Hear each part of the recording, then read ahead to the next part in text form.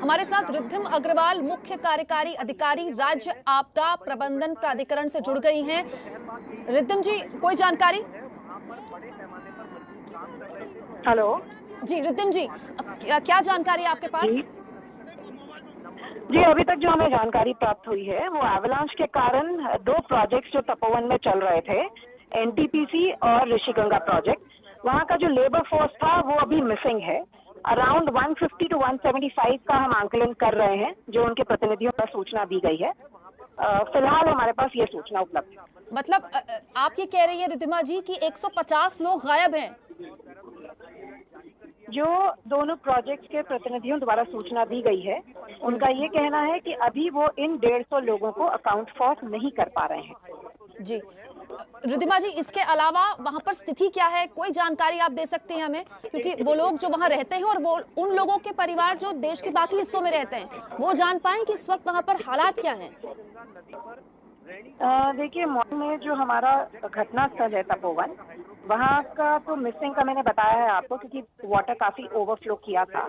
अभी 12:45 तक पानी जो है चमोली पहुंचा था। चमोली में लेवल जो है पानी का वो नॉर्मल दिन से 2 से 3 मीटर ज्यादा है। इसके साथ ही हमने आगे जितने जनपद हैं, टिहरी, पौड़ी, देहरादून, हरिद्वार, इन सबको अलर्ट कर दिया है। रिवर साइड पर जितने भी कैंप्स हैं या फिर जितने भी लोग रह रहे हैं, उनको इवैक्यूएट करने के लिए तुरंत बता दिया गया है। जी, क्योंकि रिद्धिमा जी, जब ग्लेशियर फटता है तो पानी लगातार रिसता रहता है, उससे पानी का गुबार तो अपने साथ लेके ही बढ़ता है, पानी लगातार रिसता रहता है। तो कितने घंटे मुश्किल भरे रह सकते हैं इलाकों के लिए? देखिए, अभी पिछले 1.5 से 2 घंटे में पानी चमोली पहुंचा है। आगे हम लोग 1.5 से 2 घंटे में और असेस कर रहे हैं कि ये देवप्रयाग से होता हुआ ऋषिकेश तक था। लेकिन क्योंकि पानी का स्पीड नॉर्मल है, इसलिए लोगों को पैनिक करने की जरूरत नहीं है। लेकिन लोकल प्रशासन और पुलिस का सहयोग प्रदान करें और इमीडिएटली इवैक्यूएट करें, इतनी हमारी अपेक्षा रहेगी। जी रिद्धिमा जी, कोई जानकारी आप खास तौर पर ऋषिगंगा और धौलीगंगा बांध को लेकर दे सकती हैं? देखिए, इस संबंध में मेरे पास जितनी जानकारी थी मैंने आपसे शेयर की है, और जैसे जैसे जानकारी प्राप्त होगी आपसे शेयर करेंगे। इसके अलावा माफ कीजिएगा, मुश्किल वक्त है, इसीलिए मैं आपका थोड़ा सा और वक्त ले रही हूँ, क्योंकि दर्शक हमारे साथ लगातार जुड़े हुए हैं जानने के लिए कि इलाके में हालात क्या हैं। बीआरओ का एक हैवी पुल है, उसके बहने की भी खबर है।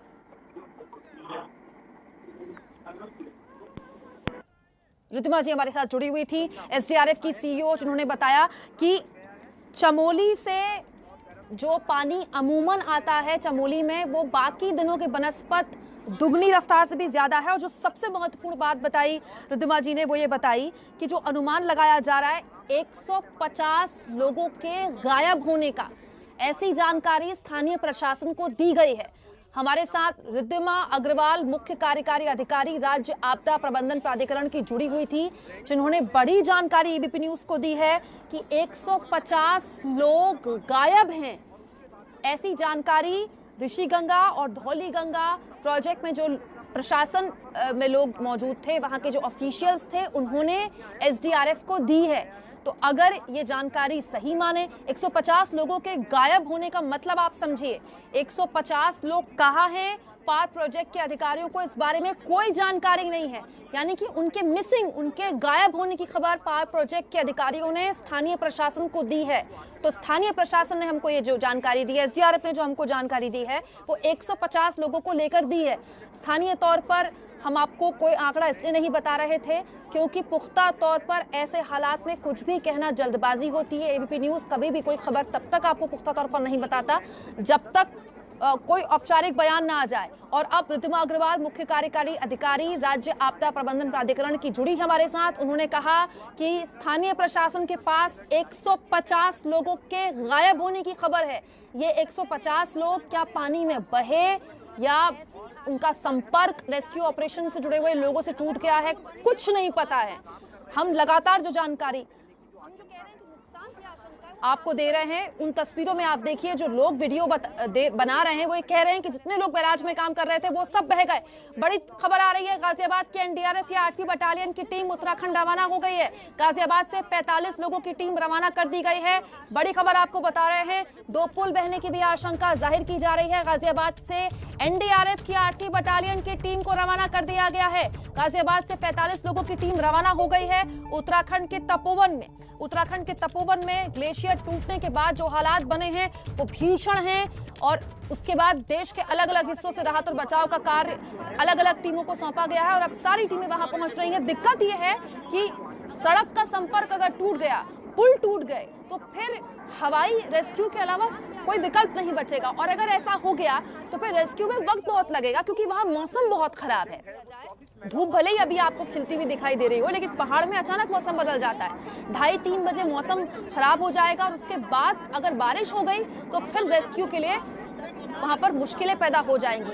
आप देखिए तस्वीरों में हम लगातार आपको दिखा रहे हैं जो ग्लेशियर टूटा, वो ग्लेशियर टूटने के बाद एक गुबार अपने साथ तो लेकर बहा ही पानी लगातार ग्लेशियर से अब भी रिस रहा है। यानी कि जो पानी की रफ्तार, जाहिर तौर पर आपके मन में एक सवाल होगा कि पानी की रफ्तार क्यों नहीं कम हो रही है। उसी रफ्तार से लगातार पानी आगे बढ़ रहा है और बहुत जल्द चमोली से भी जो पानी आगे बढ़ेगा वो ऋषिकेश की तरफ बढ़ेगा, वो भी इसी रफ्तार में होगा कहा जा रहा है। क्यों? क्योंकि ग्लेशियर से लगातार पानी आता जा रहा है, पीछे से पानी की रफ्तार कम नहीं हो रही है। इस पूरे इलाके में हाई अलर्ट कर दिया गया है। बीआरओ का एक पुल बना था एबीपी न्यूज के साथ कुछ देर पहले, वहां जो स्थानीय लोग हैं उनमें से एक पूरन जी जुड़े हुए थे, उन्होंने बताया कि बीआरओ का एक पुल टूट गया है। चमोली के एसडीएम हमारे साथ जुड़ गए हैं। सर कोई जानकारी? आज जैसे कि आप अभी बता रहे थे कि सुबह जो ग्लेशियर टूटा था उसके बाद एक डैम टूट गया था और उस डैम के टूटने से जो ऋषिगंगा पावर प्रोजेक्ट है उसको काफी नुकसान हुआ, वहाँ पे जान माल का नुकसान हुआ है। उसके बाद एक बीआरओ का पुल पड़ता था वो भी टूट गया है और उसके बाद फिर नीचे एनटीपीसी का भी पावर प्रोजेक्ट बन रहा था तो वहाँ पे भी कुछ नुकसान होने की सूचना है। और हमारी टीम एसडीएम जोशीमठ और एसडीआरएफ जो जोशीमठ में रहते थे वो सुबह ही मौके पे पहुंच गए थे। उसके बाद जिलाधिकारी महोदय और एसपी सर मौके पे पहुंच चुके हैं और हमारी जो स्टेट से एसडीआरएफ की टीम है और एनडीआरएफ की टीम है वो भी पहुंच रही है और लोकल आईटीबीपी और जो जोशीमठ में ब्रिगेड पहले से ही आर्मी की ब्रिगेड है वो सुबह ही जैसे हम लोगों ने उनको बताया तो वहाँ से ब्रिगेड के आर्मी की टीम भी मौके पे रेस्क्यू के लिए चली गई है और तपोवन और उधर ऋषि गंगा में उधर रैणी के पास में वहाँ पे रेस्क्यू चल रहा है। और नीचे जो ये नदी है ऋषि गंगा के बाद धौली गंगा पे आती है, उसके बाद फिर अलकनंदा में, तो इसके किनारे जितने भी आबादी है उसको खाली करने के लिए हमारी टीम लगी हुई है। लगभग हम लोगों ने खाली करा दिया है। इधर श्रीनगर और हरिद्वार तक हमारी जो स्टेट की डिजास्टर मैनेजमेंट सेल है उसको एक्टिव बता दिया गया है, उनके द्वारा सभी जगह इंफॉर्मेशन दे दी गई है और पूरी टीम एक्टिवेट है। जी अनिल जी, इसके अलावा ऋषि गंगा और धौली गंगा बांध टूटा है ऐसी जानकारी मिल रही है हमें, आपके पास कोई जानकारी इस बाबत? हाँ, ये ऋषि गंगा पे ही एक पावर प्रोजेक्ट है लगभग 13 किलोवाट का, तो वो उसका जो बांध था वो टूट गया, उसकी वजह से भी पानी का जो वॉल्यूम है वो बढ़ गया है। और धौली गंगा का बांध टूटा है क्या? धौली गंगा का नहीं, ये ऋषि गंगा का। जी, ऋषि गंगा का बांध टूटा है, आप ये जानकारी दे रहे हैं। इसके अलावा बीआरओ का पुल टूटा है, इसकी भी आप जानकारी दे रहे हैं। इसके अलावा एक और पुल टूटा है क्या कोई आसपास का? अभी वो जो नीचे को पानी जहाँ जहाँ बढ़ रहा है क्योंकि पानी काफी ज्यादा है, तो जो छोटे छोटे जो पुल है पानी को उसके चपेट में आ रहा है वो उसके टूटने की संभावना है जी। छोटे छोटे टूटे हैं जी। अनिल जी, कोई जानमाल के नुकसान की जानकारी अभी एग्जैक्ट नहीं है, लेकिन हाँ जान माल का नुकसान हुआ। कितना अनुमान? क्योंकि सर हमारे साथ जो लगातार जानकारियां हमको मिल रही है, करीब 150 लोगों की जानकारी स्थानीय प्रशासन के पास है कि ये लोग मिसिंग हैं। हाँ, जो वहाँ पे कर्मचारी काम करते थे तो उनका डिटेल लिया जा रहा है, परंतु अभी एग्जैक्ट फिगर नहीं पता। परंतु जो लोग काम कर रहे थे वहाँ वो मिसिंग हैं। जो दर्शक आपको अभी सुन रहे हैं और इलाके से हैं, वो कौन कौन से इलाके आप कहेंगे अनिल जी जो कि अलर्ट पर रहे गढ़वाल के? ये ये हमारी जो तहसील जोशीमठ है उसका पूरा एरिया, तपोवन है, रैणी है, उसके बाद नीचे को चमोली हो गया, फिर मैठाणा हो गया, फिर कर्णप्रयाग हो गया, इधर रुद्रप्रयाग हो गया, फिर इधर नीचे श्रीनगर हो गया, और इससे लेके फिर नीचे हरिद्वार तक सभी जगह अलर्ट पे हैं। जी, इसके साथ साथ कब तक हम माने कि कुछ रफ्तार पानी की कम हो जाएगी, क्योंकि पीछे से पानी अभी भी लगातार उतनी ही तेजी से आगे बढ़ रहा है ग्लेशियर टूटने के बाद भी? हाँ, अभी मान के ही चल रहे हैं कि एक आध घंटे में पानी की रफ्तार चेंज हो जाएगा, कम होने की संभावना है। हम ये माने अनिल जी कि जब पानी ऋषिकेश पहुंचता है तो उसकी रफ्तार ठीक ठाक हो जाएगी, मतलब ऐसी हो जाएगी जिसकी तबाही की कोई आशंका ना हो? पहुंचने तक नॉर्मल हो सकता है। वैसे पानी का जो फ्लो है उस पे नजर रखी जा रही है। हमारी टीम उसके पैरेलल ही चल रही है और अवेयर करते हुए चल रही है, और हम रेगुलर इसके टच में है। हमारी जो डिजास्टर मैनेजमेंट का डिस्ट्रिक्ट सेल है वो भी एक्टिव है, और सभी संबंधितों को, जिला स्तर के अधिकारियों को, उस पे सभी को लगा दिया गया। अनिल जी, जो राहत और बचाव कार्य है सड़क से बाधित तो नहीं हुआ है? कोई हाईवे, कोई रोड बाधित तो नहीं हुई? ऐसा तो नहीं? जो हाईवे टूटा है उसके बाद, वो ये जहाँ पे घटना हुई है उसके बाद के गांव हैं, तो वो गांव इस नदी के चपेट में नहीं आएंगे। मतलब कि जोशीमठ मलाड़ी हाईवे को नुकसान हुआ है? हाँ, जोशीमठ मलारी हाईवे का ही पुल टूटा है, लेकिन जो पुल टूटा है उसके बाद के जो गांव हैं वो इस बाढ़ की चपेट में नहीं आएंगे। ठीक है, बहुत शुक्रिया आपका अनिल जी, आप जुड़े हमारे साथ। एडीएम अनिल चनियाल हमारे साथ जुड़े हुए थे। इस तरह के माहौल में बहुत मुश्किल होता है अधिकारियों के लिए फोन पर बात करना, लेकिन एबीपी न्यूज़ ये कोशिश कर रहा है कि मुख्यमंत्री से लेकर स्थानीय प्रशासन तक आप सुने लोगों की बात और समझें कि दरअसल इलाके में इस वक्त हालात क्या हैं। अब इस बात की पुष्टि लगभग हर तरफ से, चाहे वो एडीएम हो, चाहे वो हमारे साथ एसडीआरएफ की रिद्धिमा जी जुड़ी थी, वो बता रही हूँ, वो कह चुकी हैं कि करीब 150 लोगों के गायब होने की तस्वीरें हैं। ताजा तस्वीर रेस्क्यू ऑपरेशन की हमारे पास जैसे आ रही है हम आपके सामने वैसे ही रख रहे हैं, लेकिन अब जो तस्वीर निकल कर आ रही है वो भीषण और डरावनी इसीलिए है कि करीब 2-2.5 घंटे बाद ऐसा अनुमान है कि पानी की रफ्तार कम हो जाएगी। हेल्पलाइन नंबर भी जारी कर दिए गए हैं। एबीपी न्यूज़ हेल्पलाइन नंबर भी लगातार आपको दिखा रहा है, ताकि किसी भी हाल में आप किसी तरह की अफवाह के शिकार ना हो। हालांकि ये बात सही है कि चमोली के एडीएम ने भी इस बात को स्वीकारा है, और हमारे साथ राज्य आपदा प्रबंधन प्राधिकरण की सीईओ भी जुड़ी थी, उन्होंने भी इस बात को स्वीकारा है कि 150 लोग गायब हैं। अगर ये बात सही है तो फिर ये बहुत ज़्यादा भीषण और डरावनी स्थिति पैदा हो रही है। मुख्यमंत्री त्रिवेंद्र सिंह रावत घटनास्थल के लिए रवाना हो चुके हैं, लेकिन 9:45 बजे के आसपास अचानक ग्लेशियर टूटने के बाद जो गुबार पानी का बढ़ा, उसकी रफ्तार अभी तक कम नहीं हुई है। आप समझिए 2.5 घंटे से ऊपर का वक्त हो गया, करीब 3 घंटे को हैं, लेकिन पानी की रफ्तार रुक नहीं रही है। जैसे जैसे पानी आगे बढ़ रहा है, स्थानीय प्रशासन को अलर्ट पर रख दिया गया है। हालांकि राहत की बात यह है कि ऋषिकेश तक जब तक ये पानी आएगा तो पानी की रफ्तार ऐसी नहीं होगी जो इतनी तबाही मचाए, लेकिन हम आपको फिर भी बार बार अलर्ट कर रहे हैं कि अगर आसपास आप रहते हैं, आसपास आपका इलाका है, तो तुरंत इलाके को खाली कर बिल्कुल सुरक्षित स्थानों पर अपने परिवार के साथ पहुंचे।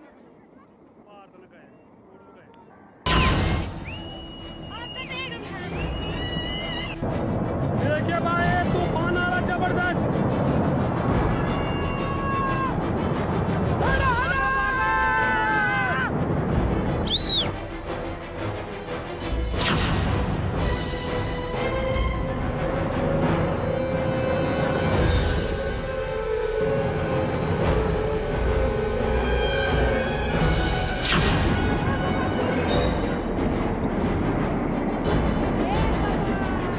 बहुत भयंकर तरीके से जो है स्थिति खराब हो रही है। उत्तराखंड के चमोली जिले में भीषण तबाही की तस्वीर लगातार आपको हम दिखा रहे हैं। उत्तराखंड आपदा को लेकर हेल्पलाइन नंबर भी जारी कर दिए गए हैं, 1070 और 955744446666। ये हेल्पलाइन नंबर।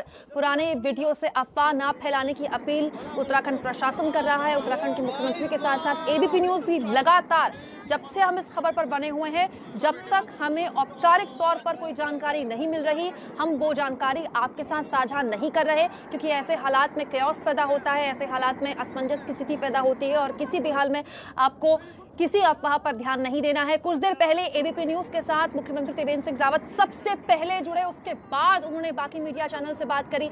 एबीपी न्यूज़ ने सबसे पहले मुख्यमंत्री से क्या बात की, सुनिए। नुकसान हुआ है, लेकिन उसका भी सही अनुमान दे पाना कठिन है, क्योंकि वहां पर प्रोजेक्ट का नुकसान तो हुआ ही है, लेकिन मानव हानि भी वहां पर हो सकती है अभी, क्योंकि ये स्थान और वहां पर जो जैसा मुझे अभी जानकारी मिली है स्थानीय लोगों से, वो वहां पर 2 पुल भी वहां पर बह गए हैं।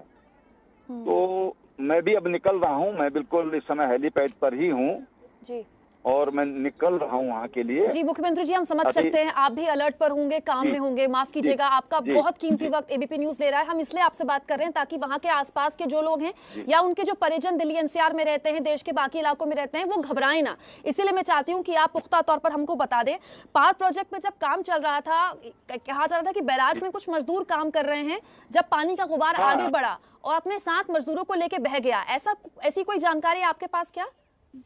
ऐसा है कि ये संभावना है पूरी अभी, क्योंकि वहां पर अभी पहुंच नहीं पाया है कोई।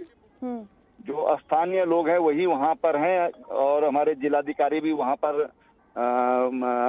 रास्ते में शायद अब तक हो सकता है पहुंच गए हों। वहां पर हमने एक हेलीकॉप्टर भी वहीं पर रेस्क्यू के लिए खड़ा किया है जोशीमठ में। जोशीमठ से ये 5-7 मिनट की डिस्टेंस है केवल, तो वहां पर एक हेलीकॉप्टर हमने अलर्ट किया है। एनडीआरएफ को भारत सरकार से हमने बात कर लिया है, गृह सचिव से, और हमारी एसडीआरएफ वहाँ रवाना हो गई है। तमाम जो जिले जो अलकनंदा का जो रूट है उस पर वहाँ पर जो हमारे राफ्टिंग कैंप है उनको सबको हटा दिया गया है, और जो वहाँ पर हमारे रेलवे का काम चल रहा है उनको सबको हटा दिया गया है, और सब जगह अलर्ट कर दिया गया है कि कोई भी इधर आसपास न रहें, दूर रहें, सतर्क रहें। जी त्रिवेंद्र सिंह जी, इसके अलावा ये जानकारी, जोशीमठ मलाड़ी हाईवे को क्या कोई नुकसान हुआ है या वहां आवाजाही बंद है क्या? क्योंकि सैलानी भी बड़े स्तर पर औली पहुंचते हैं। जी सर बताएं। देखिए अभी जो मलारी जो हुए है, निश्चित रूप उसी पर पुल बंद पड़ते हैं बीच में जी, तो अभी ऑथेंटिकली कुछ नहीं कहा जा सकता है, क्योंकि गुबार बहुत ज्यादा था ग्लेशियर का, तो उसको देख पाना भी नहीं था, लेकिन कुछ वीडियो में दिख रहा है कि कुछ भारी भरकम चीज बह रही है जी। तो अभी अनुमान ही किया जा सकता है, लेकिन हमारी वहां पर सब फोर्स हमारी वहां पहुंच गई है।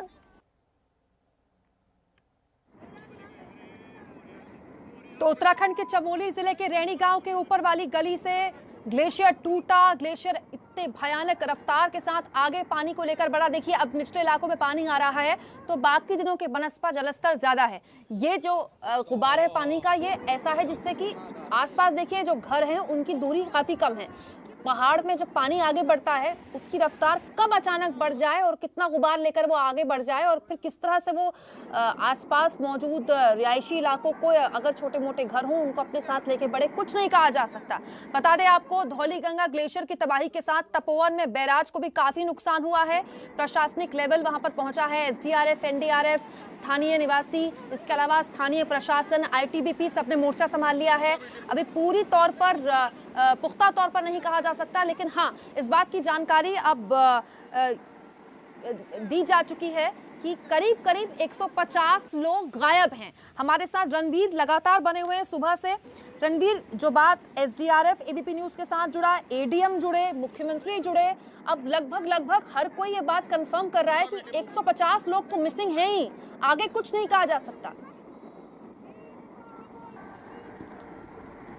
देखिए अभी कुछ कह पाना इसलिए मुश्किल है क्योंकि उस जगह को समझिए। जब आप दिल्ली से निकलते हैं और हरिद्वार होते हुए आगे जाते हैं तो कर्णप्रयाग आता है, और कर्णप्रयाग से फिर अचानक से ऊंचाई बढ़ती है, जोशीमठ आता है जो चमोली ज़िले का हेडक्वार्टर है।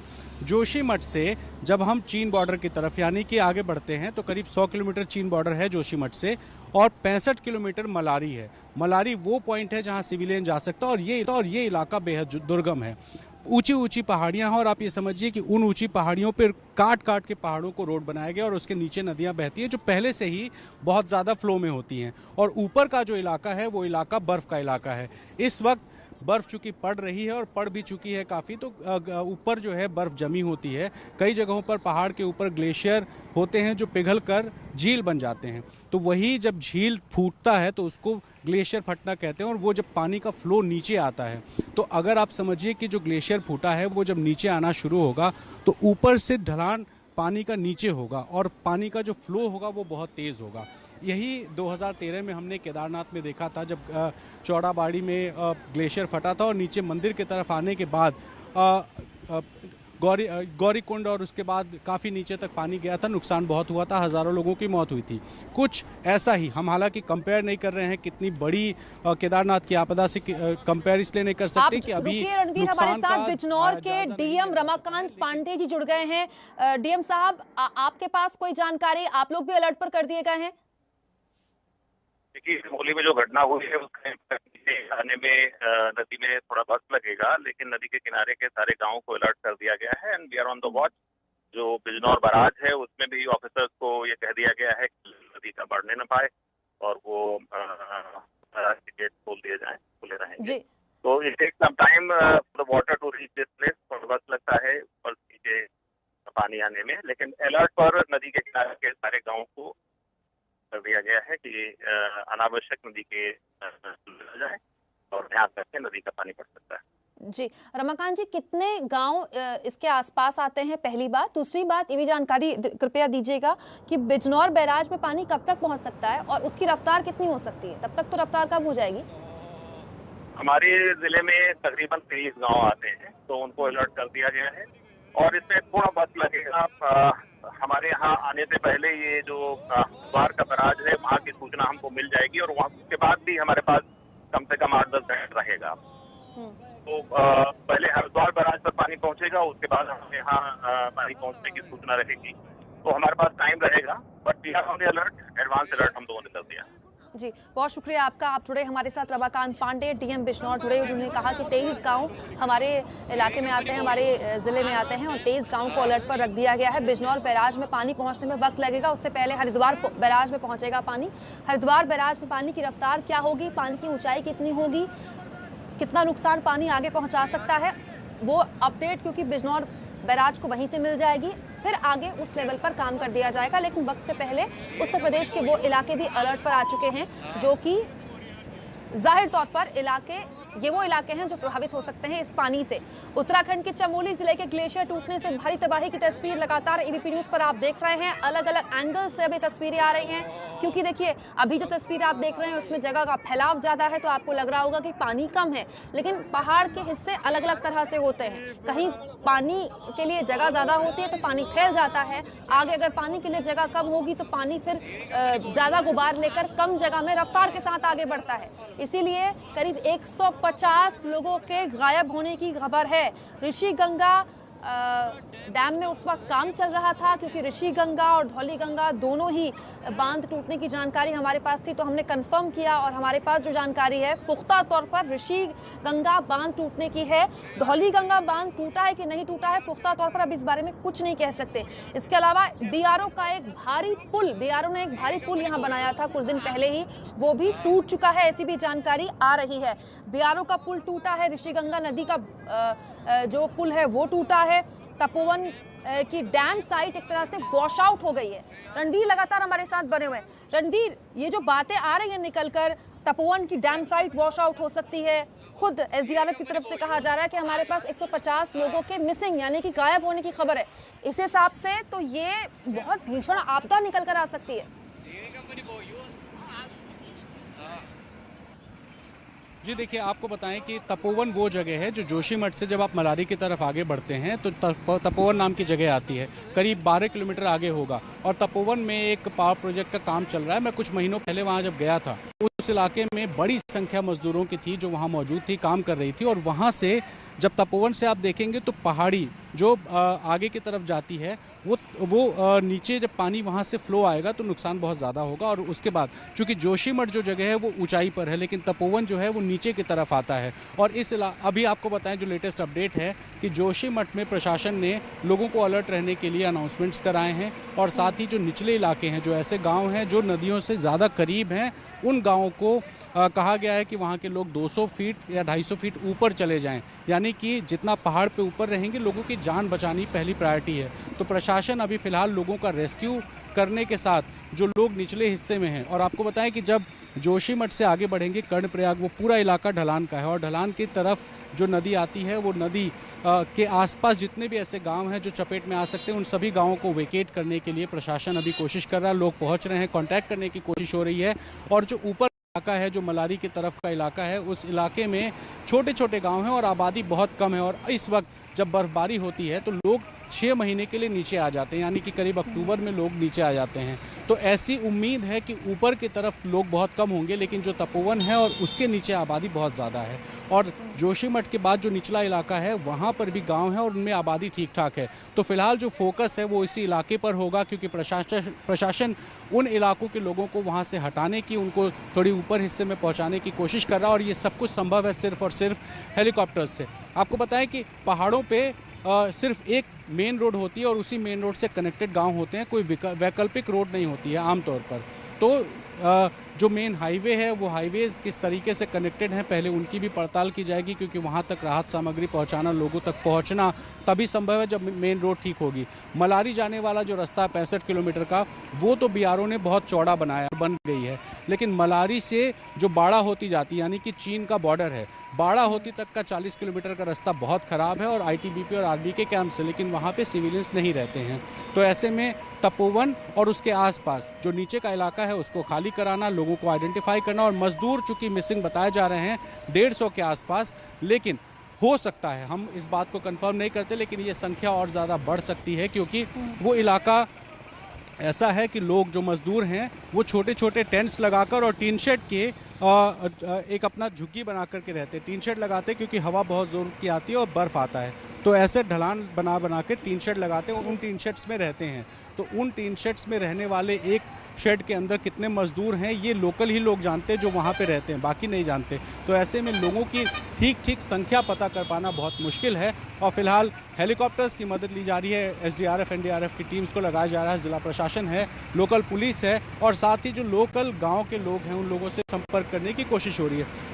एक बात और आपको बताएं, तपोवन वो जगह है जहां तक नेटवर्क आता है, मोबाइल नेटवर्क आता है। तपोवन के बाद मलारी तक मोबाइल नेटवर्क बिल्कुल नहीं आता है, आपका फ़ोन काम नहीं करेगा। ऐसे में उस इलाकों के लोगों से संपर्क करने का फ़िलहाल सिर्फ एक जरिया है, वो है वहां तक पहुंचना। तो अगर वो सड़क ठीक होगी तो वहां तक लोगों तक पहुंचा जा सकता है, नहीं तो तपोवन के आगे मोबाइल नेटवर्क काम नहीं करता है, किसी से संपर्क नहीं हो सकता है।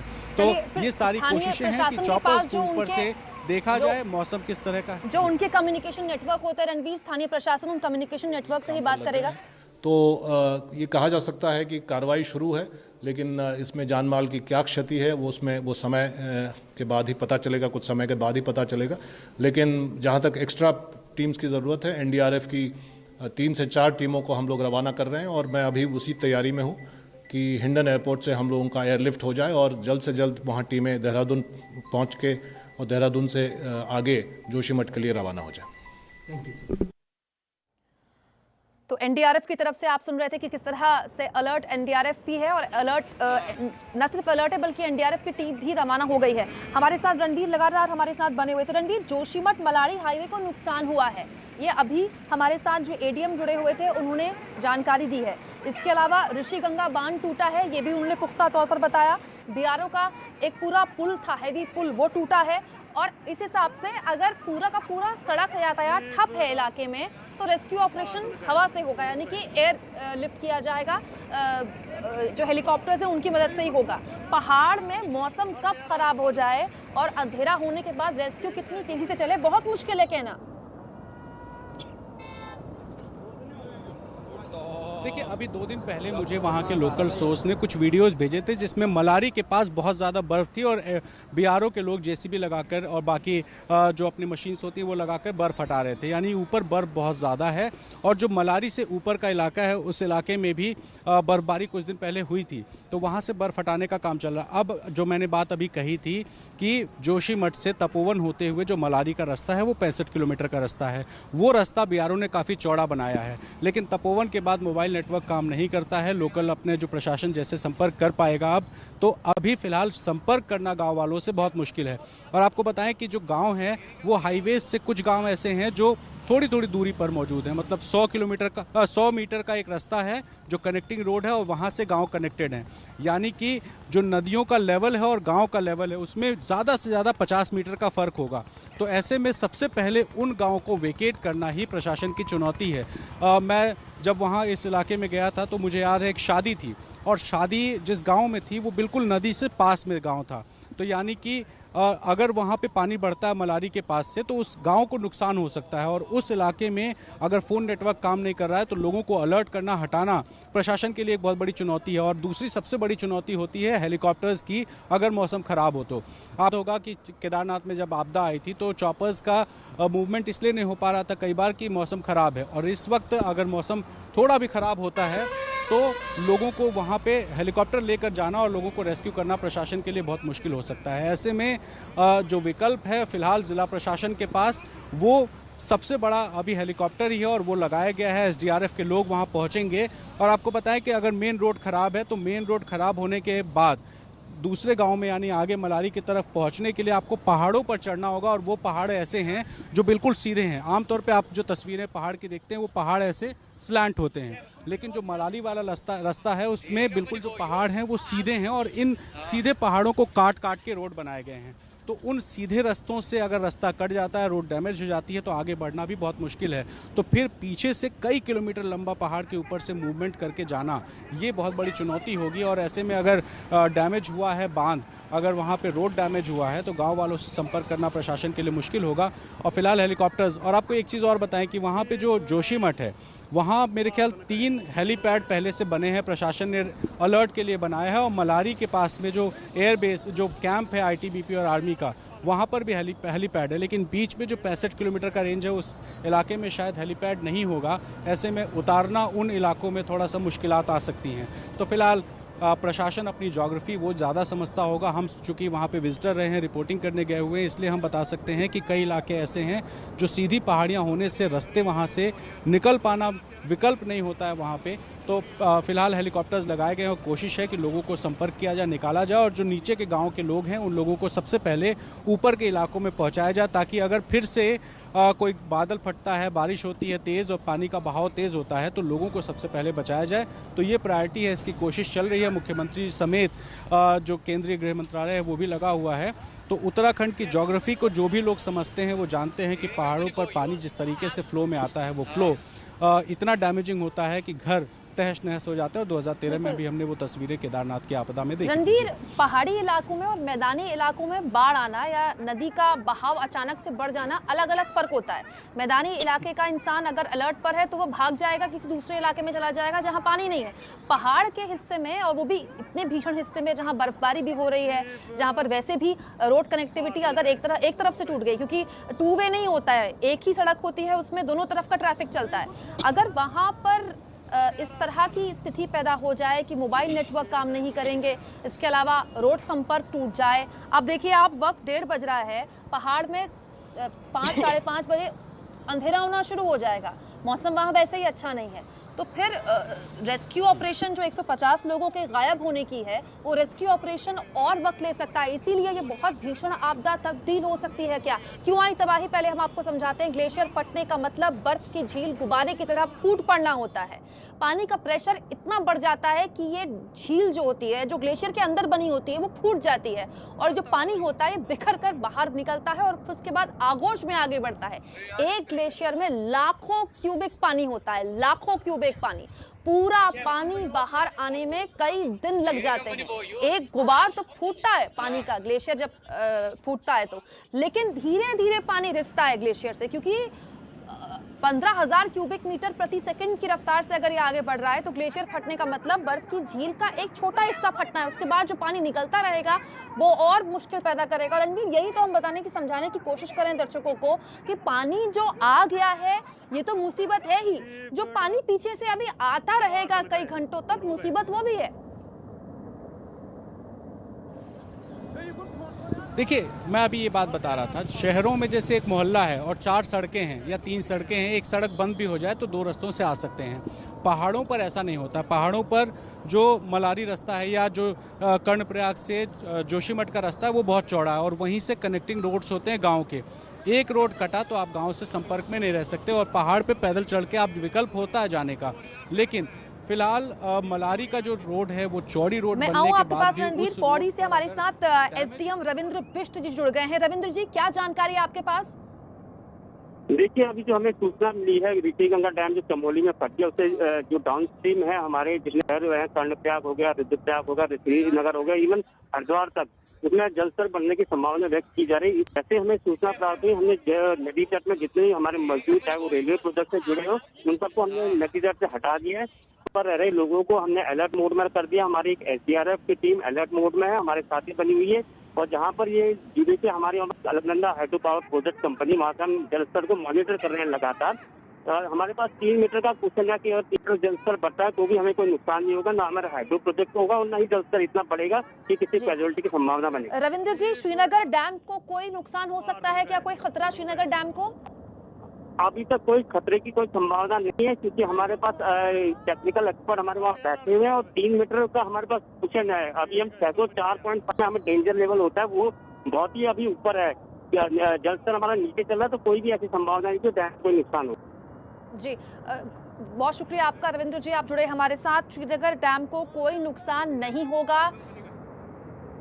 और इस बीच एक राहत की खबर आ रही है। राहत की खबर एबीपी न्यूज़ को जो मिल रही है वो ये है कि अलकनंदा नदी का जो जलस्तर है, जो इस वक्त भीषण स्थिति में पहुंच गया था, वो अब पहले से बेहतर हो गया है, सामान्य हो गया है। बड़ी खबर एबीपी न्यूज़ को मिल रही है, अलकनंदा नदी का बहाव अब सामान्य हो गया है। नंदप्रयाग से आगे अलकनंदा नदी निकलती है, इसका बहाव अचानक बहुत तेजी से बढ़ गया था और वो बहाव आगे बढ़ रहा था, लोगों को डरा रहा था। लेकिन अब जो राहत की बात यह है कि यहाँ पर स्थितियां अब थोड़ी सामान्य हो रही हैं। ये मुख्यमंत्री के द्वारा ट्वीट कर दी गई जानकारी थी जो हमने आपके सामने रखी है, लेकिन तपोवन में बैराज को काफी नुकसान हुआ है, ये लगातार आपको हम बता रहे हैं। इसके अलावा ऋषिगंगा बांध टूटा है, इस बारे में अब कोई कंफ्यूजन नहीं रहा। तमाम जितने लोग हमारे साथ, चाहे एडीएम हो, चाहे एसडीआरएफ के लोग हों, चाहे खुद मुख्यमंत्री हो, इस बारे की पुष्टि कर चुके हैं कि जान का नुकसान हुआ है। हालांकि मुख्यमंत्री बहुत शुरुआती तौर में कुछ कहने से बच रहे थे, लेकिन अब साफ तौर पर ये कहा जा सकता है कि 150 से ज्यादा लोगों के गायब होने की खबर तो एसडीआरएफ ने स्थानीय प्रशासन को दी है। इसके अलावा ये आंकड़ा क्या और बढ़ सकता है, क्योंकि हालात खास तौर पर उस इलाके में जहां पर ग्लेशियर टूटा है वहां अच्छे नहीं है। रेड़ी गांव के पास की घटना हम आपको बता रहे हैं, जहां पर दिक्कत यह है कि ना फोन नेटवर्क काम करते हैं, वहां पर अगर सड़क का संपर्क टूट गया है तो फिर रेस्क्यू ऑपरेशन हवा के अलावा, एयरलिफ्ट करने के अलावा कोई और विकल्प नहीं बनता, क्योंकि पहाड़ में जो सड़कें होती हैं वो एक सड़क होती है जिसमें दोनों तरफ का ट्रैफिक चलता है। अगर एक सड़क प्रभावित भी हो गई तो फिर मुश्किल हो जाता है कोई भी रेस्क्यू ऑपरेशन करना। तो अभी जो स्थिति है, मुख्यमंत्री त्रिवेंद्र सिंह रावत ने ट्वीट कर जानकारी दी है, नदी का बहाव तेजी से अब कम हो रहा है। नंदप्रयाग से आगे अलकनंदा नदी का बहाव अब सामान्य हो गया है। मुख्यमंत्री त्रिवेंद्र सिंह रावत आगे के जो जिले हैं, चमोली से आगे के जो जिले हैं, जो धीरे धीरे आगे बढ़कर ऋषिकेश की तरफ बढ़ेंगे, उन इलाकों के लिए एक तरह से राहत की खबर दे रहे हैं। लेकिन मुश्किल ये है कि वो जो 150 लोग गायब हैं, जहां पर ग्राउंड जीरो पर, जहां पर ग्लेशियर फटने के बाद ये हालात पनपे, क्या उनकी संख्या और बढ़ सकती है? क्योंकि 150 जो संख्या हमने एसडीआरएफ से ली आधिकारिक तौर पर एबीपी न्यूज़ पर, वो शुरुआती थी। वो शुरुआती तौर पर 150 लोगों की एक तरह से पुष्टि, उनके गायब होने की पुष्टि एसडीआरएफ ने एबीपी न्यूज़ पर की, लेकिन ये संख्या अभी आगे और बढ़ सकती है। चमोली जिले के रेडी गांव के ग्लेशियर टूटने के बाद पार प्रोजेक्ट ऋषिगंगा को बहुत नुकसान हुआ है। कोई तो ये भी कह रहा है, हमारे साथ जो स्थानीय हमारे दर्शक पूरन जी जुड़े हुए थे कुछ देर पहले, उन्होंने ये कहा कि बकायदा ऋषिगंगा पार प्रोजेक्ट वॉश आउट हो गया है, पूरा का पूरा पार प्रोजेक्ट अपने साथ लेकर आगे बढ़ गया है। ये पानी का गुबार। गृह मंत्री अमित शाह ने अभी ट्वीट किया है, उत्तराखंड त्रासदी पर गृह मंत्री अमित शाह का ट्वीट आया है, आपको हम दिखाते हैं। हादसे पर मुख्यमंत्री से बात की है, गृह मंत्री अमित शाह ने ट्वीट कर जानकारी दी है कि हादसे पर मुख्यमंत्री त्रिवेंद्र सिंह रावत से मैंने बात की है। आईटीबीपी और एनडीआरएफ के डीजी से भी गृह मंत्री अमित शाह ने बात की है। गृह मंत्री अमित शाह ने खुद इस बारे में जानकारी दी ट्विटर पर। उन्होंने लिखा कि न सिर्फ मुख्यमंत्री से मैंने बात की है बल्कि आईटीबीपी और एसडीआरएफ से भी इस बाबत बात की गई है। हादसे पर मुख्यमंत्री से भी बात हुई है। गृह मंत्री ये जानकारी दे रहे हैं। खुद मुख्यमंत्री त्रिवेंद्र सिंह रावत कुछ देर पहले एबीपी न्यूज के साथ जुड़े थे। उन्होंने भी कहा था कि गृह मंत्री से भी मैं बात करने वाला हूं। इसके अलावा अभी मैं खुद पूरे इलाके का जायजा लेने के लिए जा रहा हूं। धौलीगंगा ग्लेशियर की तबाही के साथ तपोवन में बैराज को भी काफी नुकसान हुआ है। प्रशासनिक टीम वहां पर भी मौजूद है। उत्तराखंड में प्राकृतिक आपदा की सूचना के संबंध में मैंने मुख्यमंत्री से बात की। गृह मंत्री अमित शाह आगे लिखते हैं, डीजी आईटीबीपी, डीजी एनडीआरएफ से भी बात की है। सभी संबंधित अधिकारी लोगों को सुरक्षित करने, आगे गृह मंत्री लिखते हैं, लोगों को सुरक्षित करने में युद्ध स्तर पर काम में हैं। एनडीआरएफ की टीमें बचाव कार्य के लिए निकल गई हैं। तो केंद्र की वो टीमें जो कि निकल गई हैं उसकी जानकारी अमित शाह दे रहे हैं। देवभूमि को हर संभव मदद दी जाएगी। गृह मंत्री अमित शाह का ये ट्वीट, वो एजेंसियां जो केंद्र के अधीन आती हैं, जो गृह मंत्रालय के अधीन आती हैं, उस पर जानकारी देते हुए गृह मंत्री की आईजी से भी बात हुई है, माफ कीजिएगा डीजी से बात हुई है आईटीबीपी के, और इसके अलावा एसडीआरएफ से भी बात हुई है। केंद्र से जो मदद होगी देवभूमि को दी जाएगी और कई टीमें मदद के लिए निकल भी चुकी हैं। दो तस्वीरें आपको हम दिखा रहे हैं। ये वो लोग हैं जो बहुत ऊपर से नीचे आ रहे गुबार को देख रहे हैं। ये वो लोग हैं जो कि शायद इस गुबार की चपेट में नहीं आए हैं, लेकिन वहां जहां ये गुबार हुआ, जहां ये ग्लेशियर फटा और उसके बाद 150 लोगों के गायब होने की खबर है, वहां जहां ऋषिगंगा पार प्रोजेक्ट के वॉश आउट होने की खबर है, वहां जहां बीआरओ का एक हैवी पुल पूरी तरह से बह जाने की खबर है, वहां जहां ये जानकारी मिल रही है कि जोशीमठ मलाड़ी हाईवे क्षतिग्रस्त हो गया है, वहां की तस्वीरें अब तक नहीं आई हैं क्योंकि वहां न मोबाइल फोन के नेटवर्क काम करते हैं, वहां का सड़क संपर्क टूट चुका है। वहां केवल रेस्क्यू ऑपरेशन के जरिए ही, जब वहां हेलीकॉप्टर्स पहुंचेंगे, अगर हेलीकॉप्टर्स पहुंच गए हैं तो ही वहां की तस्वीरें हम निकाल कर आपको दे सकते हैं, वहां की तस्वीरें आ सकती हैं। तो आप सोचिए कि तस्वीरें वहां की हैं जहां भीषण तबाही, असल तबाही हुई भी नहीं है। वहां जहां असल में ग्लेशियर फटा है, वहां जहां एक तरह से पूरा का पूरा पार प्रोजेक्ट वॉश आउट होने की खबर है, वहां की तस्वीरें जब आएंगी तो वो कितनी भयानक और कितनी ज्यादा डरावनी हो सकती है। ये लोग हैं जो सैलानी भी हो सकते हैं, स्थानीय लोग हो सकते हैं, जो खड़े होकर देख रहे हैं कि नीचे कितनी तबाही मची है। ये लोग तबाही की इस पानी के गुबार से बहुत दूर है, इसीलिए हमारे साथ अब जोशीमठ से राकेश जी जुड़ गए हैं। राकेश जी, आप जोशीमठ में होटल चलाते हैं, आपने क्या देखा? Hello hello Rakesh ji. जी जी हेलो राकेश जी, आप जोशीमठ में होटल चलाते हैं, आपने क्या देखा? जी मैम, अभी सुबह 8 साढ़े 8 बजे के टाइम पे है। जी जी राकेश जी बोलिए। अचानक से ब्लास्ट हुआ और पूरा धुआं हो गया जी। और अचानक से वो ऋषिगंगा प्रोजेक्ट है रेणी में, वहाँ पे फ्लड आया। काफी लोगों की जाने की सूचना है वहाँ पे से ना, पुल वगैरह सब टूट गए जी। के बाद राकेश जी, आप बता रहे हैं कि सुबह 8:30-9 बजे के आसपास आपने ये आवाज सुनी? जी जी जी, क्योंकि स्थानीय प्रशासन द्वारा हमारे पास ये जानकारी है कि 10 बजे हुआ है। वो लोगों को लेट पता चला ना, एक्चुअली पहाड़ी इलाका है जी, नेटवर्क पे नहीं रहा होगा तो एकदम 10 बजे तक सबको पता चल गया था। मतलब ये तबाही 8:30 बजे की थी? 8-9 बजे के 9-10 के बीच ही मान के चलो जी। राकेश जी, आपने अपने सामने क्या देखा? मैम देखा क्या, वो पानी आ रहा, पूरा फ्लड आ रहा, लोग बह रहे हैं, कई चीजें पुल वगैरह सब बह गए।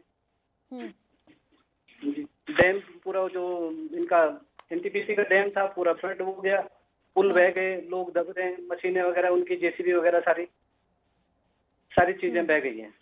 अभी एग्जैक्ट पता नहीं है कितने लोग मिसिंग हैं, क्या है, कुछ पता नहीं चल पा रहा। आप लोग जहां पर हैं वो जगह सुरक्षित है राकेश जी? जी जी जी जी। राकेश जी, इसके अलावा कितने लोग आपने अपने सामने बहते हुए देखे? ये हम लोग तो लेट गए थोड़ा दूर से, लेकिन अब एग्जैक्ट पता नहीं लग रहा, लेकिन 200 से 250 लोगों की बात हो रही है। 200 से 250 आप कह रहे हैं? जी जी जी, ठीक है, दोनों प्रोजेक्ट जी। ठीक है। अच्छा, ये जानकारी क्या आप दे सकते हैं कि ऋषिगंगा के बारे में तो हर कोई ये कह रहा है कि ऋषिगंगा पावर प्रोजेक्ट को काफी नुकसान हुआ है। धौली गंगा को लेकर कोई जानकारी आप दे सकते हैं? धौली गंगा ठीक है, ऋषि गंगा पावर प्रोजेक्ट वाला पूरा खत्म हो गया, वो बिल्कुल नामो निशान मिट गया उसका। आप ये कह रहे हैं कि Rishi Ganga power project wash out हो गया, नामो निशान मिट गया है? जी जी जी, पूरा वॉश आउट हो गया जी। मतलब इसका मतलब कितने लोग बह सकते हैं ऋषि गंगा पावर प्रोजेक्ट में, क्योंकि काम भी चल रहा था, आपके हिसाब से कितने लोग काम करते होंगे वहां रोज सुबह? जो अभी बात हुई तो 30-40 लोगों की बात हुई है अकेले ऋषि गंगा। और उस इलाके की रिहाइश कैसी है राकेश जी? उस इलाके में कितने घर हो सकते हैं जहां पर असल में ग्लेशियर टूटा है? घर तो बच गए थे सारे, घर से नीचे नदी का थोड़ा नीचे है। ठीक है, घर तो बच गए जी, घर बचे हैं। चलिए ये अच्छी बात है, ये राहत की बात है कि क्योंकि पावर प्रोजेक्ट वॉश आउट हुआ है तो पावर प्रोजेक्ट में जितने लोग काम कर रहे होंगे उनको नुकसान हुआ है, लेकिन घरों से नदी दूर थी जी, वो लोग भी सारे निकल गए। हाँ जी जी, बहुत शुक्रिया आपका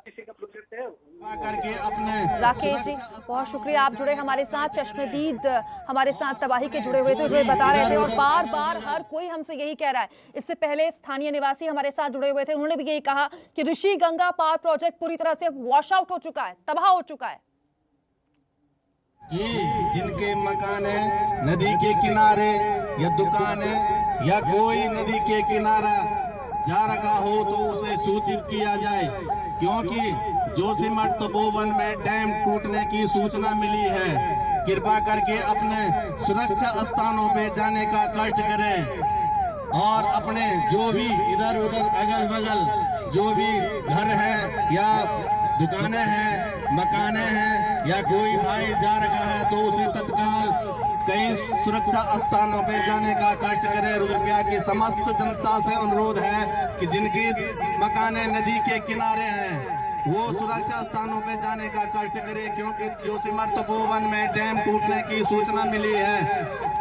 और जो भी भाई नदी के किनारे गया है तो उसे भी सूचित करने का कष्ट करें कि कहीं सुरक्षा स्थानों पे जाने का कष्ट करें, क्योंकि तपोवन जोशीमठ में डैम टूटने की सूचना है। रुद्रप्रयाग की समस्त जनता से अनुरोध है कि जिनकी मकाने या दुकानें या कोई भाई रुद्रप्रयाग नदी के किनारे जा रखा हो तो उसे भी सूचित करने का कष्ट करें कि कहीं सुरक्षा स्थानों पे जाने का कष्ट करें।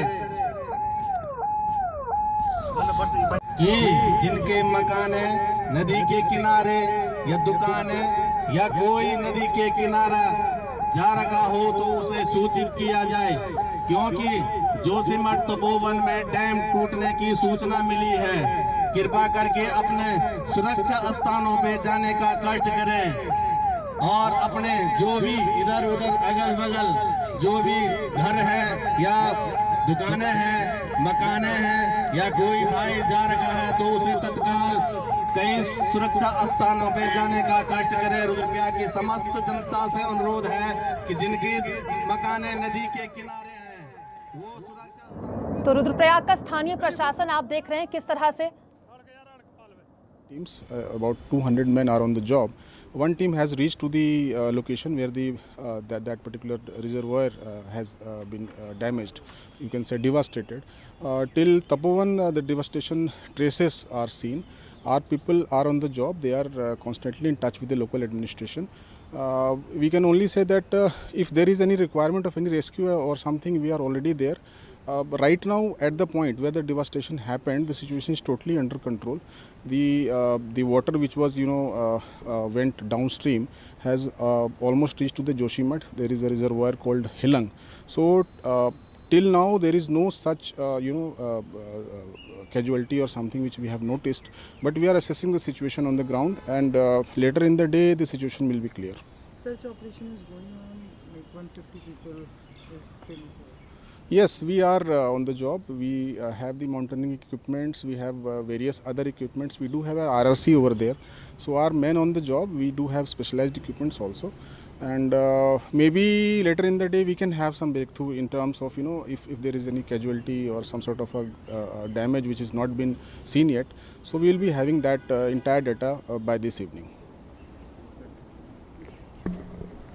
तो बड़ी जानकारी आईटीबीपी के प्रवक्ता दे रहे थे कि 200 से ज्यादा आईटीबीपी के जवान राहत और बचाव के काम में लग गए हैं, रेस्क्यू के काम में लग गए हैं। इसके अलावा दूसरी टीम्स को भी अगर ज़रूरत है तो हम मदद देने के लिए तैयार हैं। स्थानीय प्रशासन से हम संपर्क में हैं। आईटीबीपी ने सबसे पहले वहां पर रेस्क्यू का मोर्चा संभाला, क्योंकि आईटीबीपी की पोस्ट वहां से बहुत करीब पड़ती है, जो भारत चीन बॉर्डर पर तैनात रहती है। सिचुएशन इज अंडर कंट्रोल, ये महत्वपूर्ण बात आईटीबीपी के प्रवक्ता ने कही कि सिचुएशन अंडर कंट्रोल है। पानी का जो गुबार जो डरा रहा था वो अब लगभग जोशीमठ पहुंच गया है और ऐसा लग रहा है कि हमने हालात पर काबू पा लिए हैं, लेकिन फिर भी रेस्क्यू ऑपरेशन अभी जारी है, ये आईटीबीपी ने कहा है। इसके अलावा आपको बता दें, आईटीबीपी के साथ साथ एसडीआरएफ, एनडीआरएफ, स्थानीय प्रशासन और स्थानीय लोग भी अपने स्तर पर वहां पर राहत और बचाव का काम कर रहे हैं। दिक्कत यह है कि जो मलाड़ी गांव है वहां फोन के नेटवर्क काम नहीं करते हैं, तो स्थानीय प्रशासन के पास अपने जो कम्युनिकेशन के साधन है उसके जरिए ही वो बात कर सकते हैं। हमारे साथ कुंभ मेले के अधिकारी दीपक रावत जुड़ गए हैं, क्योंकि महाकुंभ भी होना है कुछ दिनों में ऋषिकेश हरिद्वार में। हमारे साथ अधिकारी जुड़े हुए हैं। अधिकारी जी, आपके पास क्या जानकारी अलर्ट की?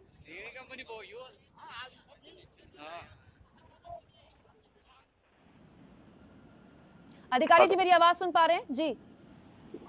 हाँ, मैं दीपक रावत बोल रहा हूँ जी। माफ कीजिएगा दीपक। वर्तमान में मैं कुंभ मेला अधिकारी हूँ। देखिए, जो अवलांच आया है इसकी सूचना हमें में रहते प्राप्त हो गई थी, और हरिद्वार से पहले टिहरी, पौड़ी और चमोली 3 डिस्ट्रिक्ट हैं, तो जिला प्रशासन से हमारी बात हो चुकी थी। उत्तर प्रदेश में जो इरिगेशन डिपार्टमेंट यहाँ पे बहुत से जो कुछ डैम्स हैं या बैराजेज हैं इनको कंट्रोल करती है, उनसे भी बात हो गई है।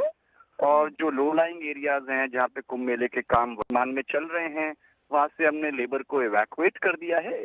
जस्ट इन केस अगर जल स्तर बढ़ता है तो एहतियात के तौर पर ये किया गया है। और हमारा जो बैरागी कैंप है वहाँ पे कुछ काम चल रहे थे, कुछ काम नीलधारा में चल रहे थे, वहाँ पे इवैक्यूएशन किया गया है। और यद्यपि ऐसी कोई, मुझे लगता नहीं कि ऐसी कोई दिक्कत हरिद्वार में आएगी, लेकिन फिर भी इसकी तैयारी पूरी है, हम लोग अलर्ट पे हैं, और अगर कुछ होता है तो बहुत जल्दी हम इसमें एक्शन ले पाएंगे।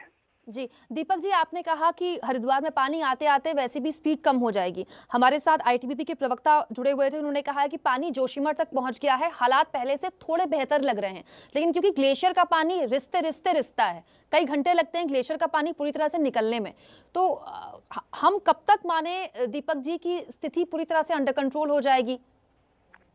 मैम देखिए, हरिद्वार में जो फ्लड्स का फिनोमेना है ये हम साल में मानसून में लगातार यहाँ पे ये होता रहता है, तो इसकी बड़ी पुरानी एक ड्रिल भी है जिसके लिए हम वैसे भी तैयार रहते हैं। और ऊपर से लेके कब तक कंट्रोल में होगा ये तो मैं नहीं बता पाऊंगा, लेकिन पहले से मेरी बात क्योंकि संबंधित जिलों से हो रही है, उन्होंने मुझे बताया है अगर हरिद्वार में किसी भी प्रकार का उनको लगता है कि कोई दिक्कत आएगी तो वो टाइमली हमको इन्फॉर्म कर देंगे, ताकि यहाँ किसी प्रकार का जान माल का नुकसान ना हो। जी बहुत शुक्रिया आपका दीपक रावत जी। आप कुंभ मेले के अधिकारी हैं। बड़ा कुंभ होना है, महाकुंभ होना है हरिद्वार में इस बार, और महाकुंभ के लिए तैयारियां जोरों शोरों से इस वक्त हरिद्वार में चल रही हैं। और कुंभ मेले के अधिकारी दीपक रावत हमारे साथ जुड़े थे, जो बता रहे थे कि हरिद्वार में पानी आने में तो खैर अभी बहुत वक्त लगेगा, पानी तो अभी जोशीमठ तक ही पहुंचा है, लेकिन हम लगातार हमसे जो पहले जिलों में जहां पानी पहुंचेगा वहां के प्रशासन से संपर्क में है। अगर हालात ऐसे हुए कि हमें कुंभ मेले में जो खास तौर पर अस्थायी टेंट लगाए जाते हैं वो हटाने पड़े तो हम हटा भी देंगे, लेकिन फिलहाल हमारे पास ऐसी कोई स्थिति है। बड़ी खबर पर लगातार नजर हमारी बनी हुई है, तुरंत लौट रहे हैं।